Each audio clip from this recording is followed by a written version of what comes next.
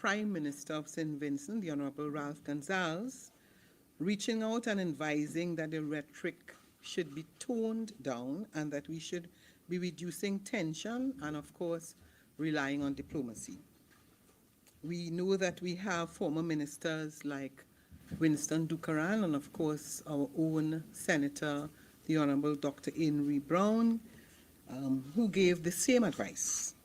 So this has nothing to do about, of course, some people feel that when you raise these matters that you want to embarrass the government. That's not the issue. The issue, it is about prudence and, of course, responsibility. I think it is fair to say that 1 week has passed and we have not, subject to correction, heard anything from the Ministry of Foreign and CARICOM Affairs. And why has over 1 week passed without the ambassador of Venezuela being brought in for direct exchanges of information and collaboration to understand what exactly has transpired? I mean, we have heard the comments from President Maduro that a Trinidadian and Tobagonian has been arrested in relation to matters related to terrorism. But the truth is, it is not all that difficult in a diplomatic sense to simply ask for clarification, ask for particulars. I mean, we have an embassy in Venezuela, and of course, as I said, you have an ambassador from Venezuela here in Trinidad and Tobago. So the question arises, of course, as to whether we have dispatched any diplomatic notes. Why have we not briefed CARICOM and explained our position and solicited support, if required, by our CARICOM colleagues? As a responsible opposition, we will continue to raise our voices when necessary, with prudence, with patriotism, and with a clear understanding of Trinidad and Tobago's strong reputation as a leader in diplomacy. I hope that the government would use this week to do far better in this matter than they have done for the last week.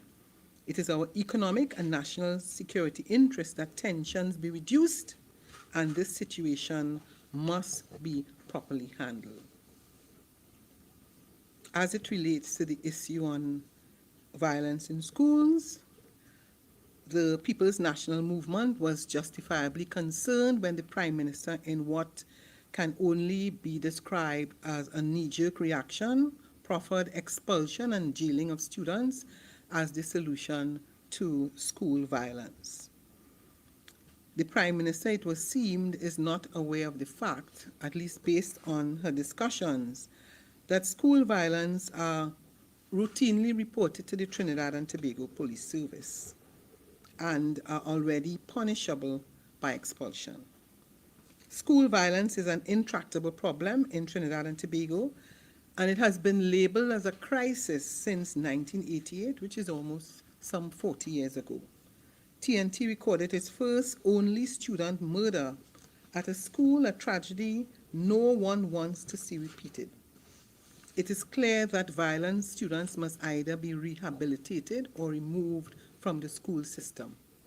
In terms of rehabilitation, we know that between the period 2022 and 2025, positive trends in school violence reduction were observed through measures put in place in terms of the Ministry of Education, at that time the Honorable Minister of Education, the Honorable Nyan Gadsby-Dolly, and of course through policies and programs at that time from the Ministry of Education. The multi-pronged approach was a work in progress and was focused on schools with the highest levels of violence. Where rehabilitation efforts failed or infractions committed was too serious, of course we know very well that students faced expulsion. Where a partnership with Serval was established to absorb the expelled students or those at risk of expulsion, so they would have a chance, of course, at reform, what we would say in a different environment. The Ministry of Youth Development and National Service also had a role to play, as the rebuilding of youth camps was at an advanced stage. The ministry was also working, as we know, to expand MyLAT and MyPart, and of course, taken the decision to include girls in those programs. We understood that these initiatives would have provided additional outlets for youths who needed to be removed from the mainstream school environment to have a chance, of course, at rehabilitation as well as transformation.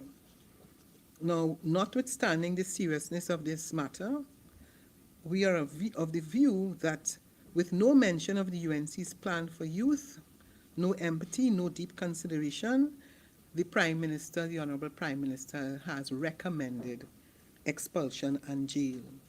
Even if a student must be expelled, there are resources the government of the Republic of Trinidad and Tobago can employ for the issue of rehabilitation. As the Honorable Prime Minister said, whether you are an observer, whether you are an active participant, whether you are a victim, whether you are the perpetrator, whether you may or may not have been inciting, all those categories of persons, from what the Honorable Prime Minister said, it seems as though all those persons will be attracting some form of jail or expulsion. So that the question that we are putting to this government is, what is your plan for reducing school violence? What is your plan for youth development? And we, of course, call on the Honorable Minister of Education as well as the Honorable Minister of Youth Development to speak on these matters. You are the government and you must account to the people who put you there.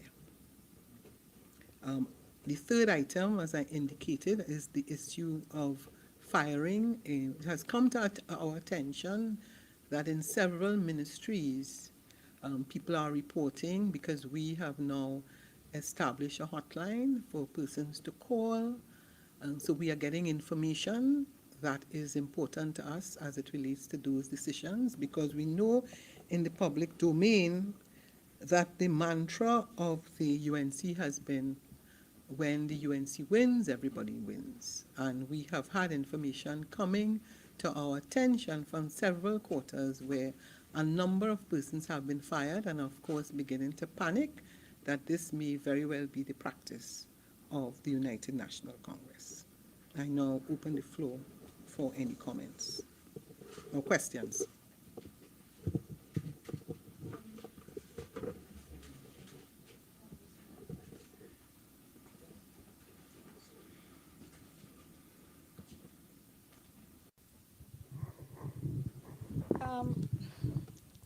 I'm going to sort of introduce an associated topic, Sure. which is the issue of the signing of contracts, which was raised by both Barry Padarat and Minister Hussein. Signing of contracts are within a 2-week period, and some actually on the day of the election, in both CPEP and in the reforestation program. The PNM has not addressed that specific charge.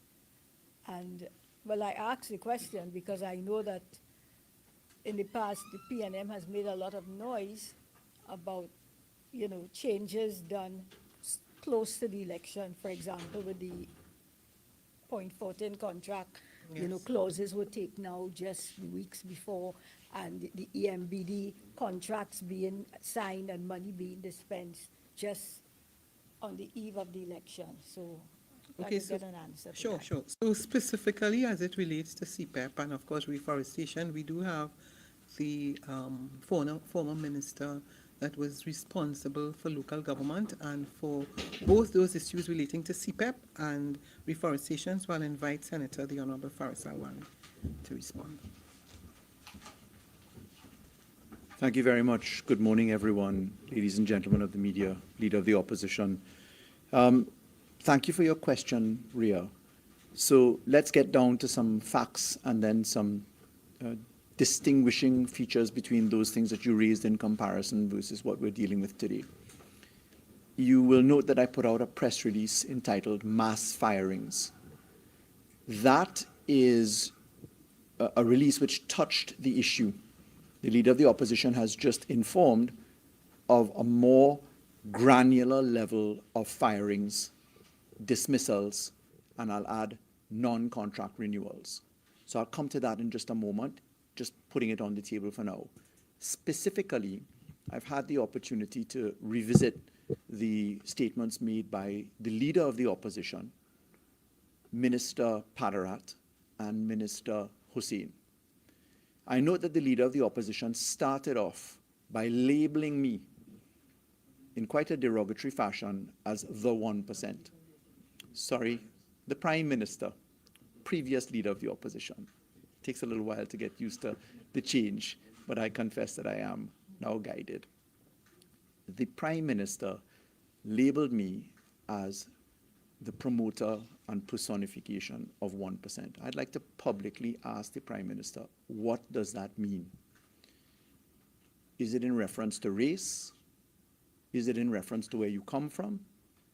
Because if it is in reference to economic interest, then I dare say the Honorable Prime Minister should look very close to home, beginning across the platform. I think it unfortunate and distasteful to constantly refer to people in derogatory terms. I'll just say that for now. On the issue of the mass firings press release that we put out, I can confirm as follows. Ministers Padarat and Hussain alleged that contractors at RDC were taking home $45,000 a month. CPEP, there was reference to similar figures. That's not true. At CPEP, the monthly contractor fee, I've double-checked, is $22,000, and that is $21,000 specifically at CPEP. And at the RDC in particular, allow me to give you that correct figure as well. The entire figure for the contractor at RDC is a whopping $4,581.60. So let's start off with the statements made at how exaggerated they are.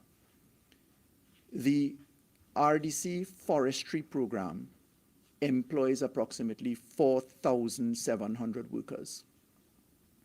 The vast majority of those workers, a foreman, for instance, tool operator, rehabilitation assistant. A rehabilitation assistant earns $120 a day. Tool operator, $146 a day. A foreman, $165 a day. So amongst the 80 established and then 64 temporary contractors, you're looking at the thousands of persons earning close to minimum wage, just above minimum wage, $120 per day. At CPEP, just for the record, a laborer earns $135 a day.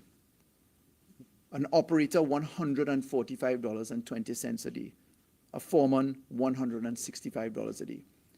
There are over 10,700 workers at CPEP and 4,700 workers at forestry.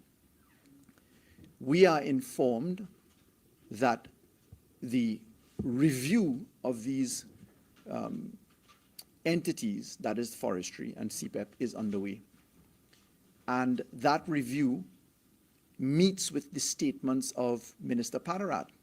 Minister Padarat said that I was taking front, those were his exact words, before the issue of mass firings came forward. Therefore, in my humble view, I interpreted that as a confirmation of mass firings. What has happened so far, as the Leader of the Opposition has put forward, is that there is a fear amongst thousands of persons that they will be out of employment. If you tie that back to the Honorable Prime Minister's statements of being 1%, well, endorsing and encouraging that people that earn $120 a day are safe from firing is certainly a label that one is worthy of carrying to protect the most vulnerable. I can tell you further that my inquiries have confirmed that the issue of the extension of contracts, that is the period of contracts, is a matter squarely for the boards of directors of those companies. the public procurement law requires certain processes to be done for new contracts, and the extension of contracts is a matter that went before those boards, and those boards took steps that they saw in the interest of business continuity, as it was explained to me.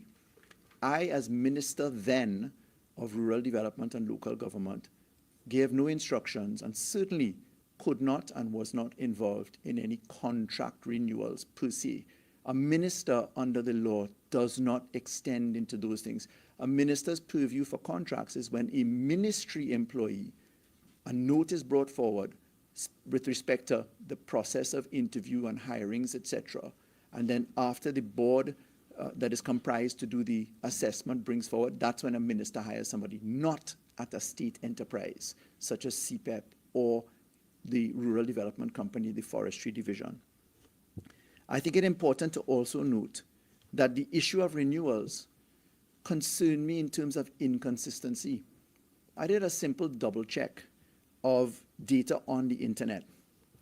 I note, for instance, that there was a Renuka Singh article of June 3rd, 2016, no contract giveaway. The former line minister in charge of CPEP has denied any wrongdoing in granting of contracts in the days just before September 2015 general election. I can confirm then, if you recall, the election was on the 7th of September. Up to 107 contracts were issued up to the 2nd of September. Stick a pin. The comparison to the variation of liability clauses in the OAS Constructura package was the giveaway of holding a company's bond for insolvency or bankruptcy or winding up mechanisms to the tune of $1 billion. That does not equate to the continuity of business purposes and contracts. All contracts have mechanisms for termination. All contracts have mechanisms for review. Our information is that the government intends to review these things en masse. And the fear that workers have, the thousands of workers have, is that they will just simply be put out of jobs, either by way of reduction of the number of teams that contractors manage, or by way of a cancellation of the program entirely and then a reboot and a reset. Whilst I'm at that, I can also confirm that the government appears to have taken an approach, especially with respect to COVID-19 workers at the RHAs. One RHA alone, 700 workers. Another RHA, 900 workers, to simply not renew persons into their contracts. So the issue of firings is enlarged by non-contract renewals. And therefore the opposition puts the population on notice that thousands of persons, particularly across the lowest paid echelons of CPEP, forestry, and now, if you look to the RHAs, where the direction has been given that there are to be no renewal of contracts for first-time contractors in particular. These are people who are employed, and small contract of services and for services are to be given without direct involvement of the Ministry of Health. And therefore, the message that has come to the opposition by many whistleblowers who are mortally afraid to speak publicly lest they are dealt with by the butchering hand of people is that they are worried about where their next dollar is coming from. If you take this extrapolation to the Office of the Attorney General, I understand that at least several people have been dismissed. So I shouldn't say dismissed, I stand corrected. That they have been summarily brought forward for their contracts to be bought out to the tune of hundreds of thousands of dollars. So instead of taking persons and putting them into another area of the Office of the Attorney General, they have been brought forward, told, pack your bags immediately, escorted out by security downstairs, and told, we'll get back to you on the purchase of your contracts. Let me give you an actual example. There is a senator named Brian Bigg. He is one person on the entire Senate bench of the government. that does not have a portfolio. Every single person in the Senate there has a portfolio. Senator Beg was employed at the Office of the Attorney General when I was appointed as Attorney General. He was on the AG's floor. Senator Beg continued to work for the Office of the Attorney General uninterrupted for years after I became Attorney General. He moved and he worked in the Intellectual Property Office. There was no firing of Senator Beg for his politics. He appeared in the Senate from time to time. The only time I had an interaction with Senator Beg as to his job was when I saw him in the Senate sitting in the public gallery one day in the middle of working hours. And I said to him, Brian, most respectfully, you have a job. If you're sitting in the Senate, I can understand if there's something that you have to be in attendance for, but a mere visitor at the public gallery does not warrant your attendance. Please find balance. I am telling you about the example that I led. None of the persons that I inherited at the Office of the Attorney General were sent home. My personal secretary when I became Attorney General was the personal secretary of former Attorney General Anand Ramlogan. So you take the Office of the Attorney General, you take the regional health authorities. I can confirm 80 people in a particular regional health authority have already been sent into the void of no employment by non-renewal of their contracts. I can confirm that COVID workers across 2 other RHAs are in jeopardy of non-renewal.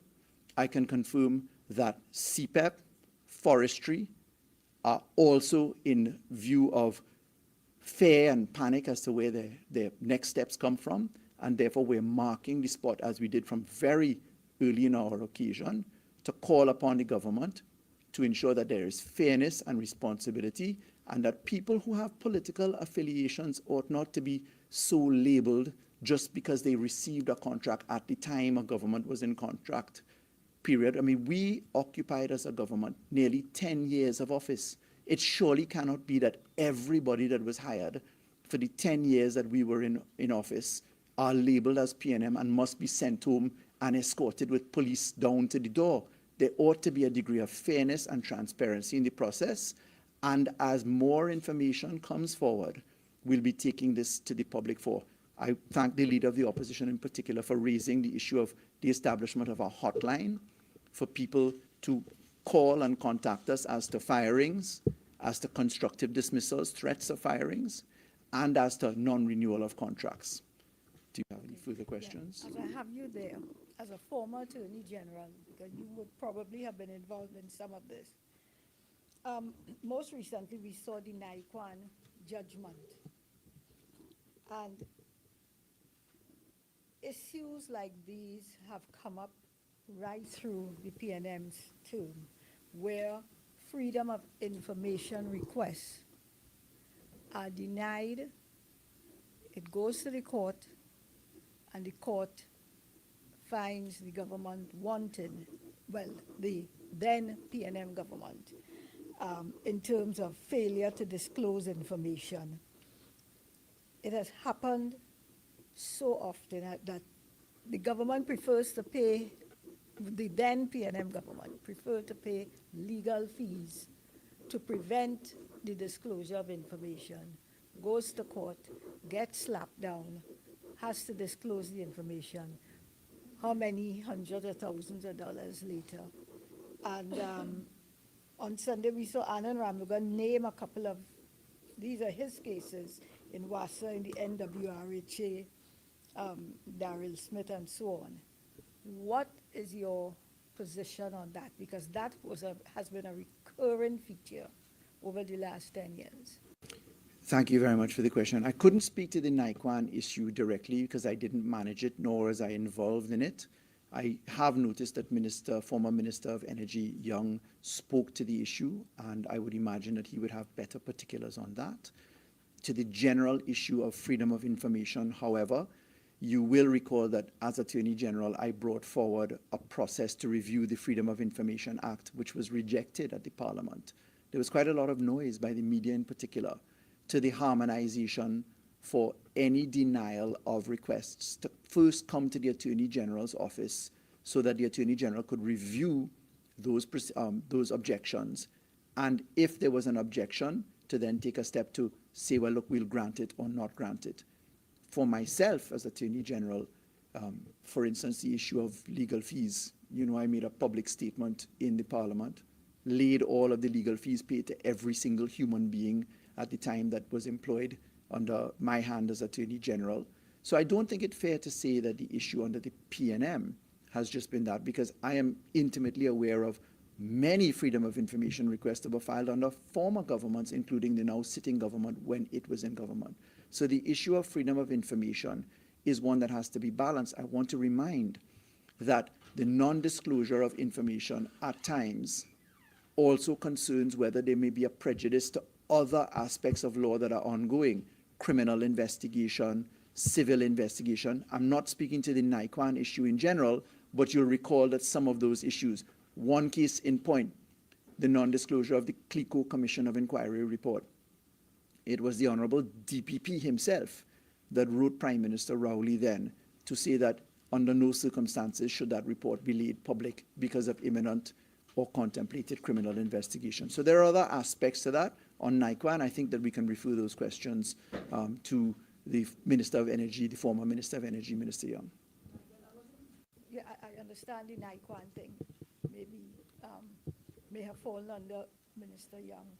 But no, my point was just the general position. I mean, as recently as we've had, for example, the report with respect to the fire that took the life of Lisa Morris, that was not released, even though there was a promise. The TSTT report on the, what do you call it again? The cyber. Yes, the cyber attack. Yeah. And so I'm just saying that if there was a general culture. Well, after 10 years, I'm sure you could add up a number of matters that may look long. The question is, what are the reasons for those non-disclosures? I couldn't say. I wasn't involved in those matters specifically. I know that there would be reasons, but I want to bear in mind that there are judgments that have to be made as to disclosure under the Freedom of Information Act, and one of them is counterbalancing the other actions which may be taking place, criminal or civil proceedings, etc. I don't want to.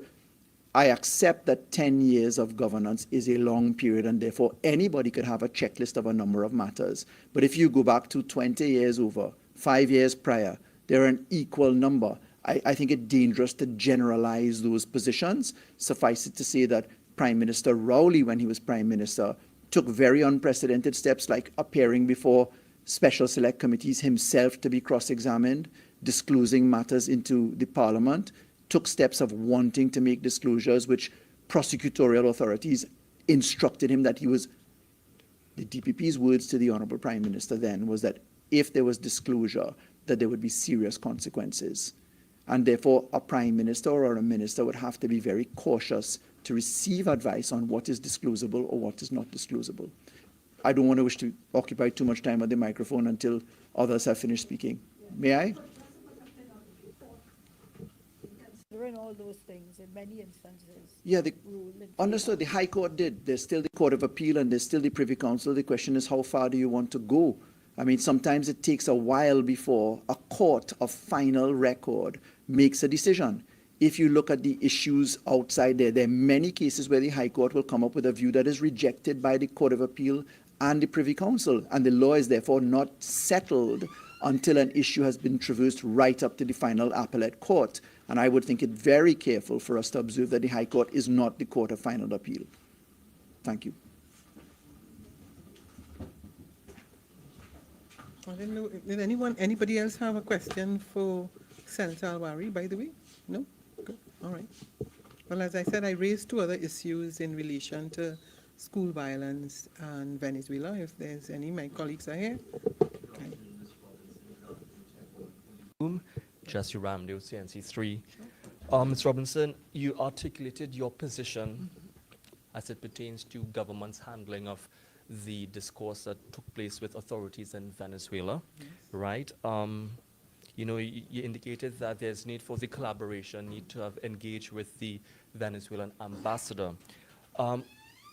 What is your position on the Prime Minister's posture? I mean, the warning, as you were in context, the warning came as a result of what officials in Venezuela had put out into their domain as it pertains to this national and, perhaps coming into our territory. What is your position on her posture warning Venezuelan authorities? I know language, the use of deadly force and that kind of thing was bandied about, but her posture, the warning, what do you think it was warranted and necessary? And what would be your handling? How would you have handled the situation in its entirety? Okay, so as I said, and I mean, I know that Minister Brown, former Minister Brown, former Minister of CARICOM and Affairs will answer.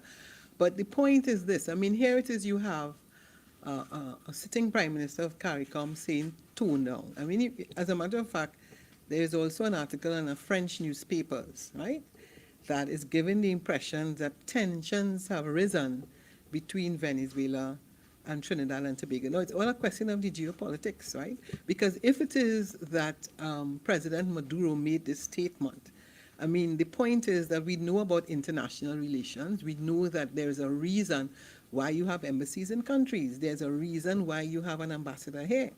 So that normally, I mean, I've been at the United Nations for quite a long time, and former Minister Brown was also in Brazil. Yes, and it is not that you may not have these things from time to time, but what it allows you to do is to use the established diplomatic relations. And that's why you have a Ministry of Foreign and CARICOM Affairs. That's why you have an embassy in Caracas. So you have the ability to send diplomatic notes. You have the ability to seek out your sitting personnel there who is there specifically for that purpose.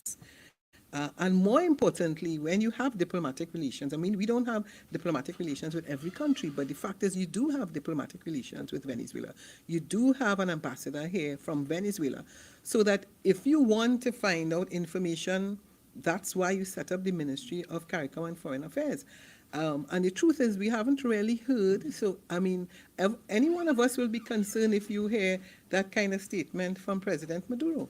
So, how do you ensure that when you have a country that's just a couple of miles away, you have a lot of migrants here in Trinidad and Tobago, you know the issue that is being discussed in the public domain, whether it's the gas, and you know that traditionally we have had issues, fishing, we from time to time, you have issues that have come up, smuggling, and all those things, so that you want to ensure that whatever you do, and you send it, and the message and the tone is not only for Trinidad and Tobago, because everybody's looking on for quite a while as to what has been going on in Venezuela. Mr. Brown? Sure. Sure. Also, do you think that the UNC's hostile posturing vis-a-vis Venezuela when they were in opposition, vis-a-vis the Maduro government in particular, for example, in relation to Guaido, for example. Yes, exactly. Excellent example. Right. Yes. The fact that because they took a position very early, but if you go back maybe 2010, remember President Maduro was here, right? Right. With the UNC, and I mean, for all intents and purposes, at the time, there was a very good relationship. But then, Guaido came and they took a position clearly where they supported Guaido. I mean, then we came into office and you had the OS, you had all those discussions taking place. Right. So that I cannot say for sure if that would have influenced, but the truth is, this is the first time that you have heard President Maduro say, listen, we have a Trinidadian that we have that has been arrested, that is in custody in relation to some activity relating to terrorism. So do you use your diplomatic channels and say, well, listen, if you make that kind of statement, you give us the particulars, give us the name, so that we too will be very concerned if you have a Trinidadian that has gone across to Venezuela, because there are consequences both ways. Right, right, Yes. right. Thank you very much, Leader of the Opposition, colleagues, members of the media, and thank you for the question, which I think Leader of the Opposition has certainly addressed quite comprehensively. The truth is, leadership matters. Leadership makes a difference. And that is why, as leaders, we need to be extremely prudent, particularly our first take and our follow-up reaction on matters that can have grave and severe implications and can leave scars on the relationship between countries, particularly if you're dealing with neighboring countries. So this was an example, really a test of leadership.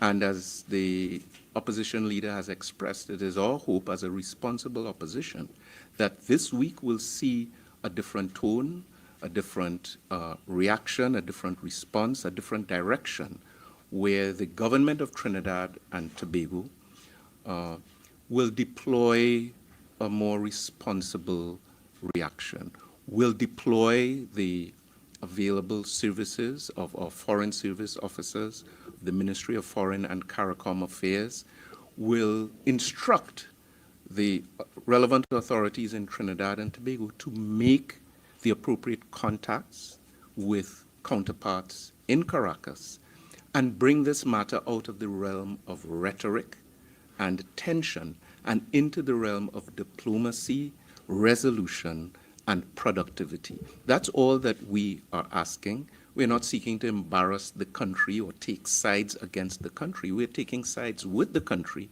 and with our legacy and history of prudence in the conduct of our diplomatic affairs. We've been tested as a country many times since our independence. There have been many matters that could have resulted in tension. But Trinidad and Tobago has a very strong and proud record. I would say, notwithstanding changes in administration, where our foreign policy has been quite consistent in the general sense.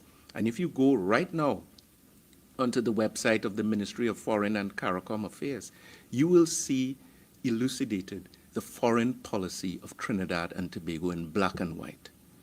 And within that policy, there are many references to our regard for diplomacy and dialogue, for multilateralism, and also for our membership in the non-aligned movement. And that's something else that the Prime Minister's recent comments would have triggered a question as to whether we still ascribe to the principles of the non-aligned movement, which we joined in the year 1970. So there's a lot to unpack. Bear in mind that nationals of Trinidad and Tobago have been arrested, and there have been claims of involvement of our nationals in criminal incidents in other countries, including within CARICOM. I could name some of the islands, and we would have gotten those reports over the years. What would our reaction, a responsible reaction, have been? I can tell you in each and every instance, it would have involved the deployment of appropriate diplomacy, where the Minister of Foreign and CARICOM Affairs at the time would have reached out to his counterpart in St. Lucia, in Antigua, in Grenada, wherever else these matters would arise. When I was ambassador in Brazil, there were a number of nationals of Trinidad and Tobago for various reasons who would have fallen afoul of the law in Brazil, whether in actuality or whether there was an allegation or a claim. But that's why we have, as the Honorable Leader of the Opposition said, that's why we have a foreign service, to deploy, to gain clarity, to access granular detail, which would then be fed into our domestic system, where a proper check can be made, verification can be established, and very quickly, ideally within a matter of days, what can potentially be a flashpoint can easily be reduced. We can avoid an escalation and avoid disturbing our friends like Ralph Gonsalves and others who've now been drawn into the discourse and have been advising us, advising this nation to take a more prudent course, particularly with our public utterances in the absence of the type of diplomatic exchange that is expected of a responsible nation like Trinidad and Tobago. So that really has been our message, and you'd have seen former Minister of Foreign Affairs Winston Dukaran, who served under Kamla Persad-Bissessar, also saying, cool down, there's a better route in treating with matters like these. You'd have seen David Abdullah, who's no advocate of the People's National Movement at all. He served under Kamla Persad-Bissessar as well, saying there's a better course, there's a different road.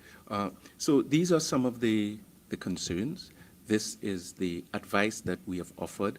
It is my anticipation, in accordance with what has already been expressed by the Leader of the Opposition, that this week will be crucial in determining what direction we go in. And you even saw President Maduro himself in his latest missive, basically advocating for a more diplomatic resolution of what really is a matter that can arise in the future. This can arise again, where another state can make an observation or claim that someone has entered their country. And just to be very specific, because I did the checks myself, what President Maduro said was that foreigners had entered Venezuela or attempted to enter Venezuela, and that they had sought to make that entry from Trinidad and Tobago territory. He never accused the government of Trinidad and Tobago or the nation of Trinidad and Tobago of any negative involvement. That is what really occurred. And then the reaction was really disproportionate and not conducive to, not in keeping with the legacy of this nation. So those are comments, and if there are any further questions, yes. Would have emphasized the importance of this week being necessary for timely conversations and dialogue. But this week we've already had, based on this document here, we've seen the Defense Minister and the Homeland Security Minister both meeting with the Charge d'Affaires of the U.S., Ms. Jennifer Niebert, to discuss issues surrounding national security and public safety. It comes, of course, on the eve of what took place last week. While the conversation could be very much par for the course, do you find the timing a bit odd? And is there perhaps a concern when it comes to balance? We've seen a lot of dialogue with U.S. officials, U.S. authorities, not that much dialogue with our neighbors in Venezuela. Do you find that lack of balance perhaps a bit concerning in the realm of geopolitics? Well, balance is important and critical. It's a little bit early to come to any sound or complete conclusion with respect to how this government means to conduct its foreign policy. We've had one negative example over the last week with respect to any meeting that you have purported with the United States of America. That's par for the course for Trinidad and Tobago. The United States is our largest trading partner. And in the regular course of business, there would be regular meetings between officials of our government and those of the US, those of the European Union, the Canadians. That describes normal business. So I'm not going to read too much into that, but I think the message coming out of your question is the need for balance in the conduct of our foreign affairs and the realization that the relationship, particularly with neighboring countries, is something that we have to take care of. We have a responsibility. And as the leader of the opposition alluded to, it's in our national interest. It's in the interest of our citizens. They are Venezuelan nationals who are living here in Trinidad and Tobago. The government has a right to adjust or change policy in that regard. But while they are here, we have to be very cautious as to the messages we are sending to from official channels. Do we want to feed the prospect of xenophobia or any other challenges? So it's always leadership matters. It's ensuring that we utter prudent messaging. And let me give you an example. I say leadership matters. You recognize the manner in which the leader of the opposition even refers to the Prime Minister and government ministers, not with any colloquialism, but with respect. There's a reason for that, and it gives a tone and an ethos of responsibility and respect for office. That hasn't always been the case, certainly from the last opposition, but it's another example of leadership shaping culture and producing results, and that's what we are advocating, even when dealing with other countries. So, thank you very much. Before you leave, do you think the government's silence on this matter since the Prime Minister made her statements is a recognition that it overreacted and that it also caused a measure of public panic Because if you look on social media, people were saying, oh, we only have how many people here, and they have so many, and their boats are so much bigger than ours, and so on. There's literally a man from Tobago that is saying, take Trinidad, take Trinidad. This is Trinidad's war, we're not involved. Right, yeah. You saw people saying things like that, and they put in a PNM flag on their door, so when they're ready to attack, I mean, you saw all kinds of things, It became quite a topic of discussion. It became both a topic of humor, because that's how we handle things. Right.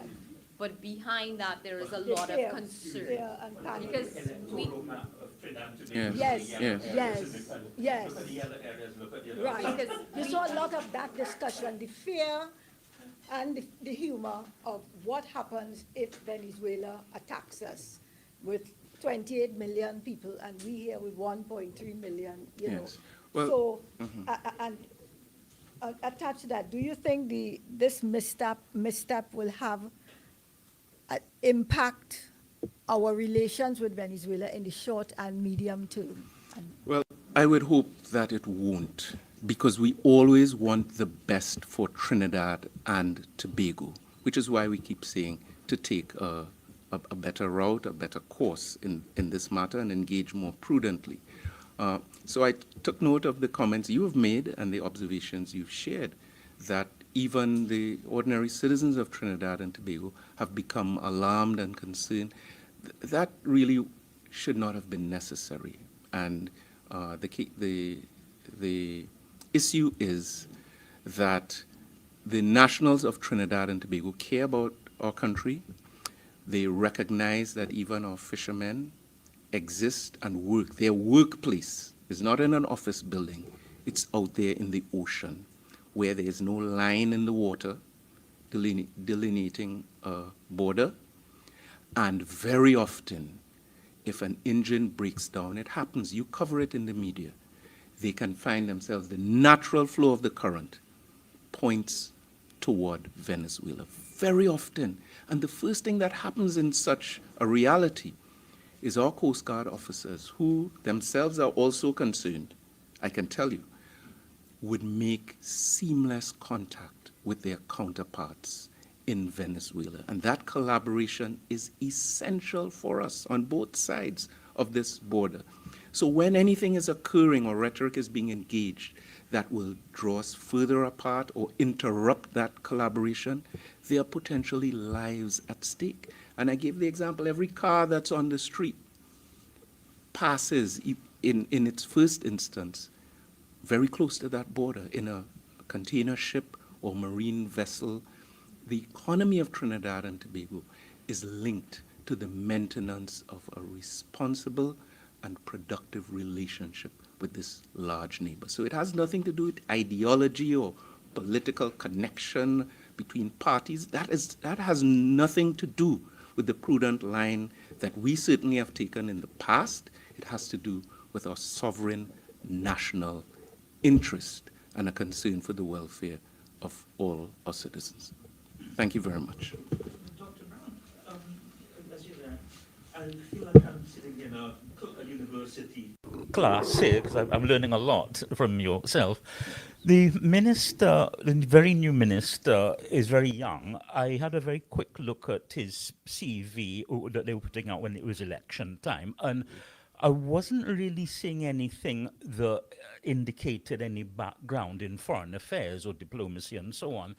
So I'm always going to say, just as you gave us some insights here and so on, I mean, is it that would you make yourself available if the minister did need some consultation? Because I'm not sure if he had the background. I'm going to take your question very seriously, and I would let you know that I have, and I haven't shared this before, reached out via senior public officials, public servants in the ministry, and via other channels, contacts that I've had within the United National Congress, to indicate that myself and maybe others would be willing, if there's a word to help settle, etc., in the first stages. We all were new ministers at some point, even and Mrs. Beckles was a new minister at some point, but that may not fit into the usual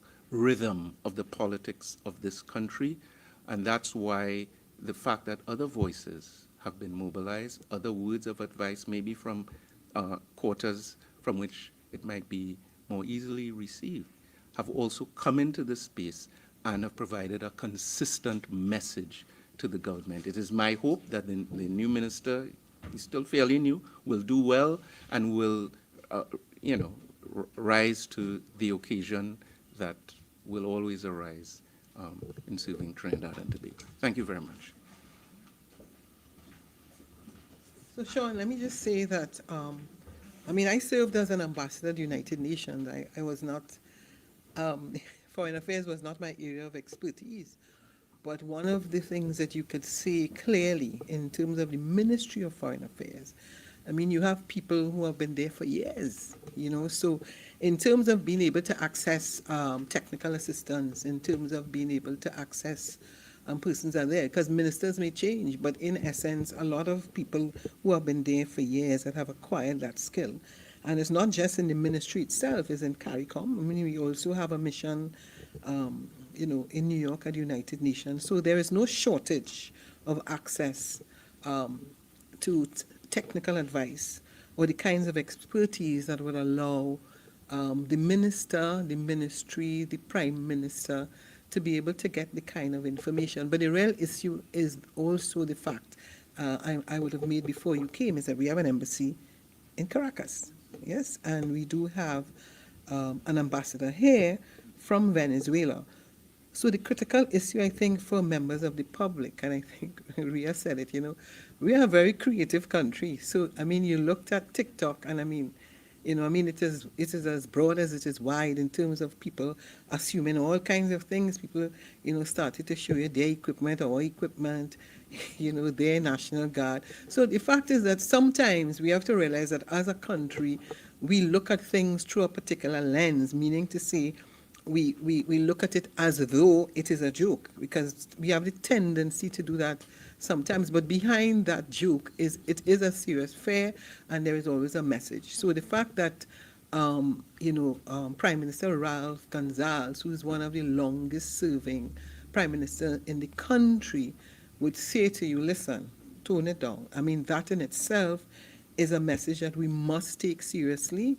We understand the importance of continued diplomatic relations. We understand that it is not just CARICOM, but it's because I said a while ago that you would have seen from France, so that people are all looking, and addressing this issue very seriously. But we are pretty confident that the existing diplomats at the Ministry of Foreign and CARICOM Affairs, at Caracas, as well as the mission, and the mere fact that as it relates to international relations, you have access to people that can clearly give you the advice as to the way forward. Just wondering,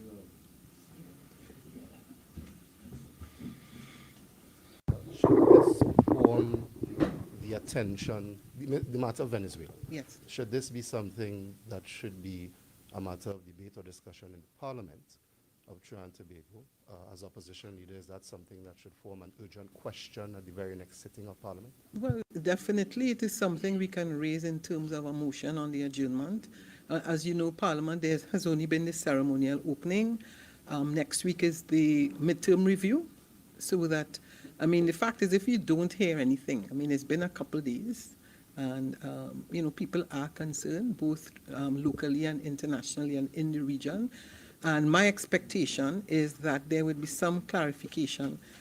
Definitely, you don't want to leave a matter like that for people to assume what is taking place, especially if you cannot report to us. Listen, we have an embassy in Caracas. We have asked our people, we have sent a diplomatic note to Caracas, and we have asked the president, please give us some particulars so that we know that it is a matter that is continued to engage the attention of the government of Trinidad and Tobago. And what about, let's say, because it seems from the government's position that we are a sovereign state, Trinidad and Tobago that is, and that they have determined there is some threatening language and that they are responding to that threatening language. You said what you said in terms of diplomacy, Yes. but one wonders, is it when it comes to matters of state like that, that the government can adopt that position without necessarily a consensus of issues in Parliament, for example? I raise that because I believe in Guyana, Yes. where, and subject to any further clarification, where they have a border issue with Venezuela, there is some sort of consensus with the government and opposition on that matter. Well, of course, they disagree on everything else. So one wonders whether such things need specific things like this, whether there should be consensus, or is it just the right of the government to make that determination? There's a threat and they're responding to that. Yeah, but when you make the determination, you're looking at all the consequences. I mean, the truth is that if you use Guyana and Venezuela as an example, if you recall, I mean, that this has gone to the International Court of Justice, yes? And you also have had CARICOM intervening because you understand the consequences of a situation like that if it is not resolved. And that is not that is an issue going back more than a century as it relates to Guyana. So it has continued, I mean, the Essequibo region, and we know the amount of Guyanese that are there, so that if anything happens there, it impacts for us for a multiplicity of reasons, whether it's travel, whether it's the economy, whether it's agriculture, whether it's trade, and then a lot of times they don't separate the regions, because when you think of Guyana, you think of CARICOM. Okay, and we know that issues, that tensions that have been taking place, of course, between Venezuela and the United States. So we cannot pretend that that is an issue that will not impact us in some way. Amy, do you want to add anything? Sure. Just one very brief comment. And going back to the previous question about the richness of support within the Foreign Service, I think it is worth noting that just over a week ago, the permanent secretary, the Ministry of Foreign and CARICOM Affairs, a veteran of the Foreign Service, was transferred out of that ministry. So I think in response to your question, you would want to note that now you have a new minister, a new parliamentary secretary, and a brand new permanent secretary as well. In addition, a deputy permanent secretary was transferred. So the leadership of the ministry, even from the Foreign Service perspective, has been altered significantly. The timing, etc., and the current silence of the leadership of the ministry and the minister, you may want to look at that as well. And do you have anything else you want to ask? Yeah, sure. Heard the government statements, basically that they are not going to be taking a look at persons from Venezuela and trying to be of military age or that kind of thing. What is the opposition's take on that particular statement of the government? So again, I touched on it a little bit earlier. It's really a note of caution, particularly in an era of social media and when we are all aware there are tendencies towards xenophobia in this and other countries. We have to be prudent and responsible in our utterances. And at the early stage, when we don't even understand the reality of what would have been transpired and the claims being made from Caracas, to take it at that point and talking about military age, Venezuelan men, it is unnecessary and imprudent and can create scars that can last a long time and have other implications for the good conduct of our society and the interaction with a neighboring country. So I thought those were very unfortunate and at best very premature comments.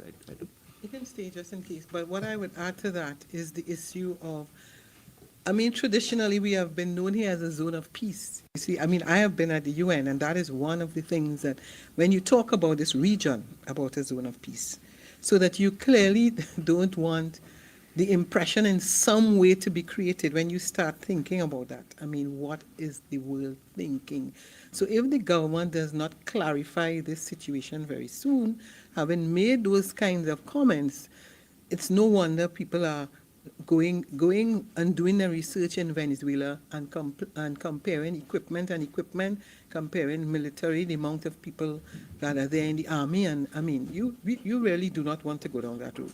So as I said, we have had advice from a prime minister who has been there, involved for decades in CARICOM and involved. I mean, even when you had the issue relating to Guyana and Venezuela, you would have noticed that CARICOM played a critical role, because normally that's the position you bring together the countries, and if you would recall that at some point in time, if we go back and do the research, there was a meeting in Barbados, okay? I think there was also a meeting in Dominica as well, to deal with it. So clearly, even a situation like that, CARICOM came in and played a role, and we were able to at least, as they would say, cool it down. It's not that it's still not an issue, because from time to time, I mean, if you have gone to the International Court of Justice and whether or not Venezuela is going to accept the decision is a different matter, because that is not a decision that was made recently. That is a decision that was made almost more than a century ago, if I recall correctly, but it has come up again. And when it comes up again, it means you go back and you look at the whole history and you ask yourself, well, you know, what has happened since? But we know that it's all a question of an economic issue as well, you know, the issue of oil and gas. Yeah. Sure. You look at the issue of the United States, the relationship Trinidad and Tobago has with the U.S., the issues that the U.S. has with Venezuela. You have the Trinidad and Tobago's relationship with China, of course. There are some who would say, well, you know, China, of course, there may be a strong support from China for Venezuela, that kind of thing. So from a wider foreign policy position, is that something, the issue of balancing, as you had mentioned earlier, that as a small island state, we have to be mindful of not just the relationship we have, let's say, with Venezuela, for example, but those wider implications, our relationships with the U.S., with China, and if we adopt a particular position against Venezuela, for example, does that pose the risk of our relationship with other nations, let's say China, for example? Well, I'd say it's always a balance. I mean, we have been known traditionally to have diplomatic relations with China, with the United States, and I mean, at the same time, we have been a country that has taken a strong position on Cuba. All right? So people have recognized, yes, you are sovereign, and yes, you can have these relationships with China and the United States at the same time, and that is not exclusive to Trinidad and Tobago, because that you have that in terms of the CARICOM region. China as well, they have their embassy as well here in Trinidad and Tobago. So that we recognize that it would always have to be a balance. As a small country, we have recognized that larger countries have seen the issue of us having good relations, even as a small country, because of the role we have played traditionally in terms of not just diplomacy, but the fact that we have, I mean, America has been is our largest trading partner, but in relation to issues of methanol, and so that, you know, they are one of our largest importers. So we have had to have that relations because of the whole issue of trade. Yeah, sure. And thank you, Leader. And I think it's a very good question. I want to say that Trinidad and Tobago has conducted itself in the past very prudently in these matters. The leader referred to the Declaration of Argyll and the fact that CARICOM and CELAC came together to try to calm the tension that was peaking between Venezuela and Guyana. And Trinidad and Tobago was in the room, not throwing hot rhetoric on a flashpoint, but being very prudent in the form of former Prime Minister Keith Rowley, and providing advice and crafting and shaping a declaration with mechanisms to reduce tension, not increase them.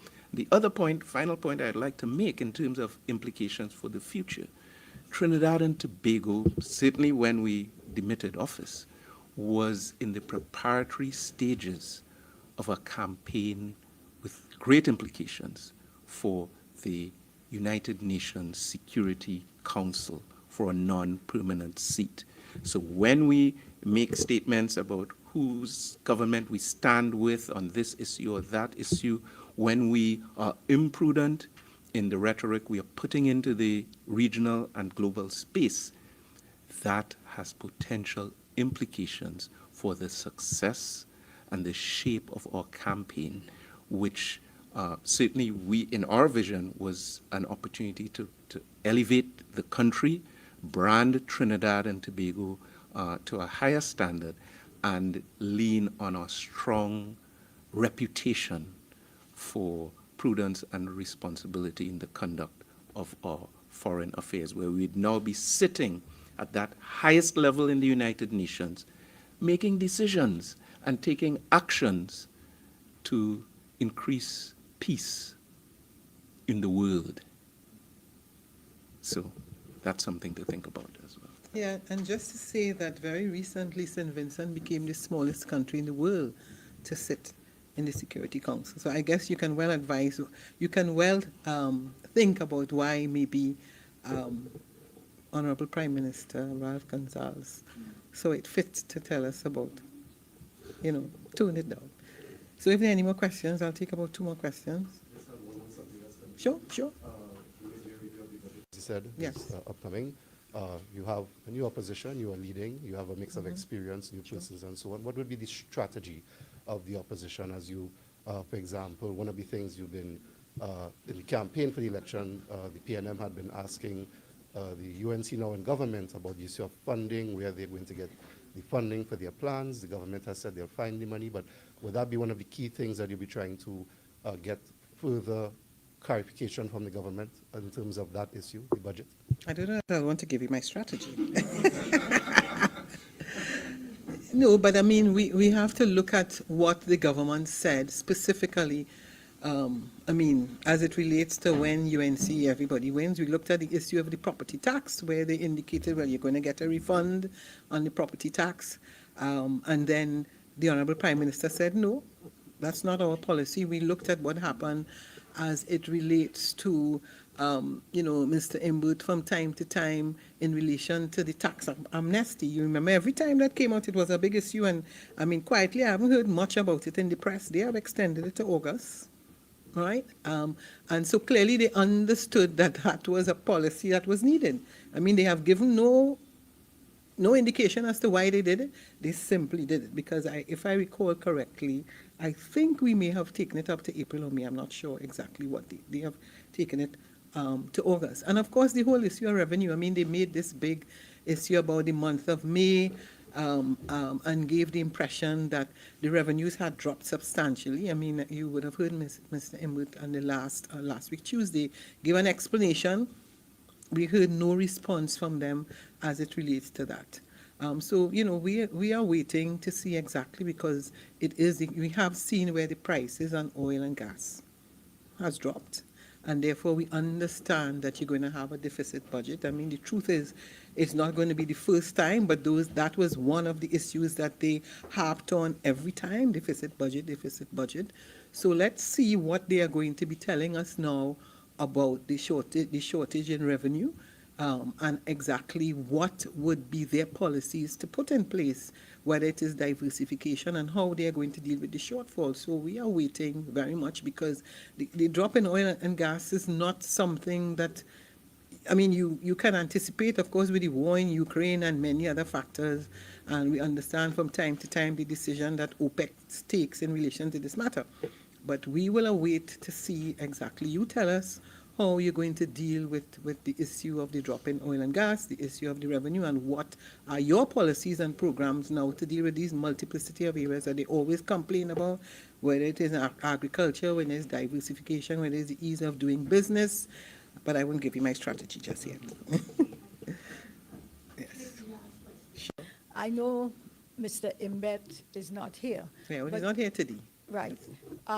But any thoughts on the criticisms that the Prime Minister has had of the central bank governor, saying that he's refusing to give information about the allocation and distribution of Forex? Any sort of... Well, I know it's a matter I discussed with former Minister Imbert, and I know he has a particular view on it. I wouldn't want to say it at this point in time, but next week we would have that matter dealt with. Okay, thank you very much, everyone.